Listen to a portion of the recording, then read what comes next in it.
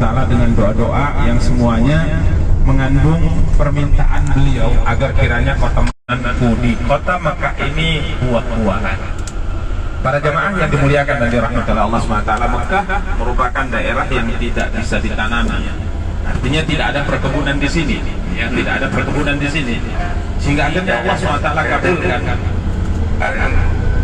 Allah Subhanahu wa Ta'ala. Dia dikenal sebagai anak. Ini ada mobil yang lain masuk ini. Nah, jadi jangan bingung ya.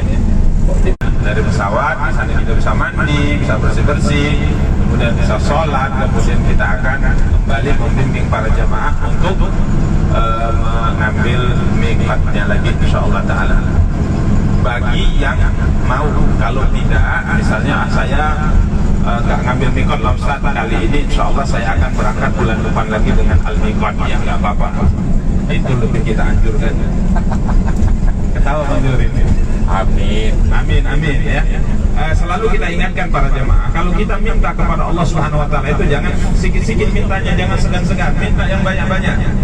Jadi kalau minta umroh, dimudahkan umroh, jangan ya Allah mudahkan saya umroh 5 tahun sekali, waduh sedikit kali mintanya. Kalau bisa minta itu banyak, ya Allah mudahkan saya umroh tiap bulan. Jadi disebutkan dalam hadis, Allah tidak ada yang memaksanya. Dia kalau hendak mengabulkan permintaan kita tinggal mengatakan kun fayakun. Lewat pula itu gunung. Itu gunung apa di belakang kita, sebelah kiri kita? Ada yang ingat? Itu gunung Jabal Nur ya, Jabal Nur. Semangat kali bicara sampai lupa. Baik para jamaah yang dimuliakan dan dirahmati oleh Allah Subhanahu Wa Taala. Jadi di Taif nanti insyaallah sepulangnya kita dari Taif, kita setelah selesai semua tempat yang kita kunjungi, kita akan berhenti di Qarnul Manazil, kemudian kita akan ngambil miqat lagi insyaallah taala. Kemudian para jemaah yang dimuliakan dan dirahmati oleh Allah Subhanahu Wa Taala, kota Taif ini juga memiliki latar belakang sirah nabawiyah, perjalanan hidup Nabi kita yang mulia sallallahu alaihi wasallam. Sekali lagi sering kita sampaikan di semua situtur kita, kadang-kadang tempat yang kita kunjungi itu tidak dianjurkan dalam agama untuk dikunjungi. Ya hanya sekedar kita ingin tahu saja. Kemudian kita selingi dalam kunjungan tersebut dengan menjelaskan ya latar belakang sejarah untuk menumbuhkan kecintaan kita lebih besar lagi kepada baginda Nabi kita yang mulia Muhammad sallallahu alaihi wasallam. Karena semakin besar kecintaan kita kepada beliau, maka akan menjadi pendorong agar kita bisa meneladani beliau dalam kehidupan, dengan harapan kelak di akhirat kita termasuk di antara orang-orang yang diberikan syafaat oleh beliau sallallahu alaihi wasallam. Taif ya. Nabi kita yang mulia sallallahu alaihi wasallam berdakwah di kota Makkah berapa tahun? Kemarin sudah kita jelaskan ya. 13 tahun. Beliau berdakwah di kota Makkah selama 13 tahun. Tepatnya pada tahun 10 setelah beliau berdakwah, 10 kenabian ya istilahnya. Tahun itu dikenal dalam sejarah dengan Amul Huzn, tahun duka cita. Kenapa disebut dengan tahun duka cita? Karena di tahun itu dua orang yang sangat disayangi oleh Rasulullah SAW meninggal. Yang pertama Abu Talib. Ya, Abu Talib, paman beliau yang dari kecil mengasuh beliau, dan setelah beliau berdakwah, beliau menjadi benteng terdepan dalam membela Rasulullah SAW, sekalipun beliau tidak masuk Islam. Sampai-sampai Nabi SAW akui ya bagaimana pembelaan Abu Talib itu. Rasulullah SAW mengatakan orang-orang Quraisy selalu takut, pengecut, tidak berani mengganggu tatkala Abu Talib masih hidup. Jadi kalaupun mereka berani mengganggu Nabi, hanya ejekan mungkin. Tapi kalau main fisik ya bahasa kita itu tidak berani mereka lakukan tatkala Abu Talib meninggal, tatkala Abu Talib masih hidup. Sampai-sampai Abu Talib mengatakan kalian tidak akan bisa mengganggu Muhammad sampai saya mati dulu. Seakan-akan mungkin beliau mengatakan langkahi mayat saya baru kalian bisa mengganggu dan menyakiti keponakanku Muhammad sallallahu alaihi wasallam. Namun kata Allah, sampai akhir hayatnya beliau tidak masuk ke dalam Islam. Sampai akhir hayatnya beliau tidak masuk ke dalam Islam. Padahal sangat ingin sekali ya beliau masuk Islam, tapi khawatir dicela. Bagaimana seorang tokoh besar sesepuh kota Mekah meninggalkan agama nenek moyang, meninggalkan tradisi dan mengikuti agama baru yang dibawa oleh Muhammad sallallahu alaihi wasallam. Jadi tahun 10 dari kenabian Abu Talib meninggal. Bertepatan juga tidak lama setelah meninggalnya Abu Talib, meninggal pula istri yang beliau cintai, Khadijah radhiyallahu anha. Ini juga seorang wanita yang perannya sangat besar, saudagar kaya raya yang menginfakkan, yang menyerahkan semua harta yang dia punya pada Rasulullah SAW untuk membantu dakwah Islam. Beliau juga meninggal, ya, kurang lebih jaraknya hanya 2 atau 3 bulan saja, sehingga hal ini sangat menyebabkan Rasulullah SAW bersedih. Ya, sehingga tahun itu dikenal dalam sejarah dengan istilah Amul Huzn, tahun duka cita. Maka setelah Abu Talib meninggal, para jamaah yang dimuliakan dan dirahmati Allah, perlakuan orang-orang kafir terhadap Rasulullah SAW semakin menjadi-jadi. Kalau yang tadinya mereka kalau mereka benci kepada Rasulullah hanya mengejek dengan mulut saja, tapi kali ini setelah Abu Talib meninggal mereka sudah main fisik. Ada di antara mereka yang dari belakang kemudian mencekik leher Rasulullah SAW, mencerat leher Rasulullah SAW dengan menggunakan sorban sampai Nabi susah bernafas. Ya, sampai Nabi susah bernafas. Memang tujuannya untuk membunuh Rasulullah SAW, karena pembelanya sudah tidak ada lagi. Sampai Abu Bakar melihat ini, maka beliau berlari, ya, menyelamatkan Rasulullah sambil menangis, melepaskan jeratan itu dari leher Rasulullah sambil menangis. Beliau mengatakan, "Taquluna rajulan ayyaqula rabbi Allah." Apakah kalian hendak membunuh seseorang yang tidak melakukan kejahatan apapun di kota Mekah ini? Hanya dia mengatakan Tuhanku adalah Allah. Ada di antara mereka yang sudah berkeinginan kuat, yakni Abu Jahal. Dia berkata, demi Tuhan, kata Abu Jahal, kalau Muhammad datang dan dia sholat, nanti waktu sujud saya akan ambil batu besar dan saya akan timpukkan di kepalanya sampai dia mati. Benar saja, tatkala Rasulullah SAW datang ke Masjidil Haram, kemudian beliau sholat, maka Abu Jahal pun pergi meninggalkan tempat duduknya, cari batu besar. Sampai disebutkan Abu Jahal hampir tidak bisa mengangkat batu itu karena begitu besar. Kemudian dia angkat, orang-orang sudah melihat ini pasti mati Muhammad dibuatnya. Tapi tatkala ia mendekat kepada Rasulullah, tiba-tiba Abu Jahal melempar batunya dan dia lari terbirit-birit, dia pucat ketakutan. Maka orang-orang mengatakan, Abul Hakam, kenapa kau tidak jadi melakukan apa yang sudah kau inginkan? Dia mengatakan, sesungguhnya di hadapanku ada seekor unta yang sangat besar, yang sangat tajam taringnya. Karenanya aku lari. Maka Rasulullah SAW bersabda, kalau dia berani mendekat lagi, niscaya dia akan dicabik-cabik oleh malaikat Jibril alaihi salam. Dan disebutkan juga setelah Abu Talib meninggal, beliau pernah sholat, ya, di Masjidil Haram. Beliau ruku, beliau sujud, sedangkan orang-orang kafir Quraisy kala itu sedang berkumpul. Ada seorang di antara mereka mengatakan, siapa yang berani mengambil dalaman unta, usus dan kotorannya bercampur dengan darahnya. Tadi saya kemari, saya melewati satu keluarga yang baru menyembelih unta. Siapa yang mau mengambil itu kotoran dalaman unta dan meletakkan di punggung Muhammad tatkala dia sujud? Maka seorang di antara mereka berdiri dan mengambilnya. Kemudian tatkala Rasulullah SAW sujud, mereka meletakkan kotoran itu di punggung Rasulullah SAW. Nabi tetap sujud, ya, Nabi tetap sujud, tidak bangkit dari sujudnya karena ada kotoran itu di punggung beliau. Para sahabat yang kala itu melihat tidak ada seorang pun di antara mereka yang berani membela atau membuang kotoran itu dari punggung Rasulullah SAW, sampai datanglah anak putri beliau Fatimah radhiyallahu anha sambil menangis, beliau bersihkan punggung ayahnya. Kemudian beliau mencela orang-orang kafir Quraisy, dan kala itu mereka menertawakan Rasulullah, mereka tertawa terbahak-bahak, ya. Para jamaah yang dimuliakan dan dirahmati Allah, inilah yang dirasakan oleh Nabi di tahun 10, khususnya setelah Abu Talib meninggal.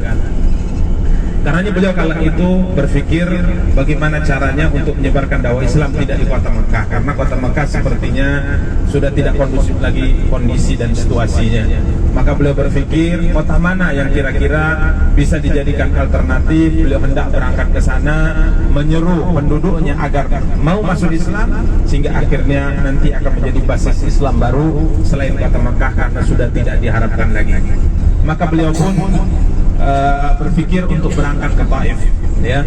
Karenanya beliau berangkat di bulan Syawal para jamaah. Bulan Syawal adalah musim panas, ya. Bulan Syawal adalah musim panas. Beliau berangkat ditemani oleh Zaid bin Harisah, budak yang telah dimerdekakan oleh beliau, dan berjalan ke Taif dan berangkat ke Taif dengan berjalan kaki para jamaah di musim panas. Kenapa beliau tidak berkendaraan? Karena kalau beliau berkendaraan, orang-orang Quraisy pasti akan tahu kalau beliau hendak meninggalkan kota Mekah. Jadi beliau berangkat dengan diam-diam. Beliau berangkat dengan sembunyi-sembunyi agar tidak diketahui. Supaya kalau nanti di sana dakwahnya tidak berhasil, beliau bisa kembali lagi ke kota Mekah dengan aman. Maka berangkatlah beliau ditemani oleh Zaid bin Harisah radhiyallahu taala anhu, bergerak menuju Taif dengan berjalan kaki, kurang lebih jarak yang ditempuh 70 sampai 80 km di musim panas.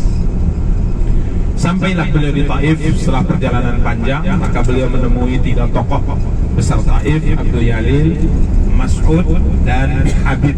Ketiga-tiganya adalah saudara sekandung. Maka beliau kala itu menyampaikan dakwah Islam, membacakan Quran, menyeru mereka agar mau masuk ke dalam Islam, tapi ketiga-tiganya menolak. Ya, ketiga-tiganya menolak.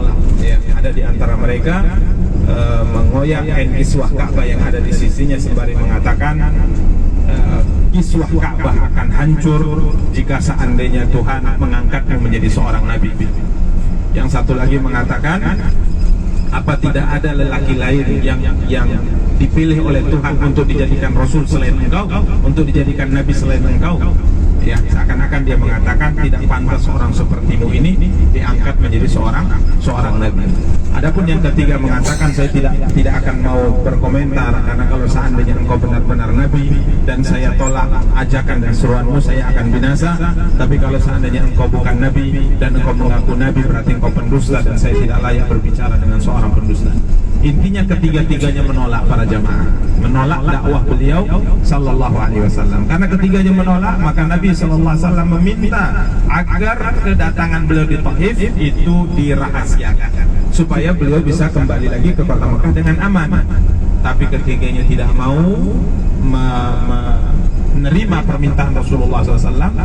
Mereka bahkan mengirim orang khusus untuk menyampaikan bahwa Muhammad datang kemari menyebarkan dakwah Islam. Para jamaah yang dimuliakan dan dirahmati Allah, tidak hanya cukup itu yang mereka lakukan, bahkan mereka memerintahkan anak-anak, para wanita, budak-budak sahaya, orang-orang bodoh di kalangan mereka untuk mengusir Rasulullah dari Taif. Maka para wanita dan anak-anak, para budak sahaya berkumpul di jalan-jalan kota Taif, berbaris 2 baris di kanan dan di kiri, dan mereka menghina, mengejek, mencaci maki Rasulullah SAW dan menyuruh Rasulullah SAW keluar dari kota Taif sambil melempari beliau dan Zaid bin Harisah dengan batu. Zaid bin Harisah selalu berusaha untuk menghalangi batu itu dari Rasulullah SAW, sehingga kepalanya pun berlumuran darah, sedangkan Rasulullah SAW kakinya berlumuran darah, karena mereka hendak mengincar kaki Rasulullah SAW. Maka disebutkan beliau sampai karena banyaknya darah yang keluar dari kaki beliau tidak bisa lagi berjalan, ya. Beliau harus terduduk, ya. Beliau duduk karena sudah lelah sekali, darah banyak sudah di kaki beliau. Maka mereka mengangkat Rasulullah SAW, memaksa beliau untuk tetap berjalan, dan mereka hina, mereka maki, mereka lempari. Ya, ini yang dilakukan oleh orang-orang Taif terhadap baginda Nabi kita yang mulia sallallahu alaihi wa alihi wasallam. Para jamaah yang dimuliakan dan dirahmati oleh Allah Subhanahu wa taala, namun takdir Allah, akhirnya orang-orang Taif ini semuanya masuk Islam. Ya, akhirnya orang-orang Taif ini masuk ke dalam Islam, sampai kemudian Rasulullah sallallahu alaihi wasallam istirahat sebentar di kebun anggur. Ya, nanti insya Allah kita juga akan lewat di sana. Beliau istirahat sebentar dan beliau bertemu dengan Addas ya, disebutkan bahwa kebun anggur ini milik Utbah dan Syaibah bin Rabi'ah ya, karena melihat Nabi SAW kelelahan, berlumuran darah, kepala Zaid bin Harisah berlumuran darah ya, kepala Zaid bin Harisah berlumuran darah, maka keduanya pun kasihan terhadap Rasulullah. Kemudian keduanya memerintahkan budaknya untuk memberikan anggur kepada Rasulullah, maka Nabi SAW mengambilnya sembari membaca Bismillah dengan menyebut nama Allah Subhanahu wa Ta'ala. Para jamaah yang dimuliakan dan dirahmati Allah, tatkala beliau membaca Bismillah, maka Addas pun bertanya, kamu telah mengucapkan perkataan yang tidak biasa diucapkan oleh orang-orang yang ada di negeri ini, yakni sebelum makan baca Bismillah ya, sebelum makan baca Bismillah. Maka Rasulullah SAW bertanya kepada Addas, kamu dari mana? Maka Addas mengatakan, saya dari Ninawa. Ninawa adalah sebuah kota yang ada di Irak. Maka Rasulullah SAW mengatakan dari kota Yunus bin Matta, Nabi Yunus bin Matta. Maka Addas mengatakan, dari mana kau mengenal Yunus bin Matta? Maka Rasulullah SAW mengatakan, dia adalah saudaraku ya, Yunus bin Matta adalah seorang nabi, sedangkan aku juga adalah seorang nabi. Maka akhirnya Addas pun masuk ke dalam Islam. Nanti juga insyaallah kita akan melewati Masjid Addas, kemudian kebun kurma atau kebun kurma yang dijadikan oleh Rasulullah SAW tempat istirahat sejenak karena lelah setelah diusir dan dilempari sampai berlumuran darah yang dilakukan oleh orang-orang Taif. Demikian para jemaah yang dimuliakan dan dirahmati Allah SWT. Insyaallah nanti kita akan lanjutkan sejarah sirah nabawiyah berkaitan dengan usaha Rasulullah SAW menyebarkan dakwah Islam di kota Taif. Ini kita jelaskan, kita terangkan agar perjalanan ini memiliki makna ya, memiliki makna, bukan sekedar jalan-jalan begitu saja, akan tapi mengingatkan kepada kita semua bagaimana perjuangan yang sangat luar biasa yang dilakukan oleh baginda Nabi kita yang mulia SAW dalam menyebarkan dakwah Islam. Usaha beliau, semangat beliau, pantang menyerah, pantang mundur, tidak pernah berputus asa ya, apapun kesulitan yang beliau hadapi, beliau tetap maju menjalankan apa yang ditugaskan oleh Allah Subhanahu wa Ta'ala kepada beliau. Demikian para jamaah yang dimuliakan dan dirahmati Allah SWT, yang mungkin sebagai awal daripada pembahasan sirah nabawiyah, nanti insyaallah akan kita lanjutkan. Silahkan dinikmati pemandangan ya, pegunungan tandus yang berada di kanan dan kiri kita ya. Nanti insyaallah kita akan berhenti sebentar untuk beli snack ya. Ya Ustaz, insyaallah ya.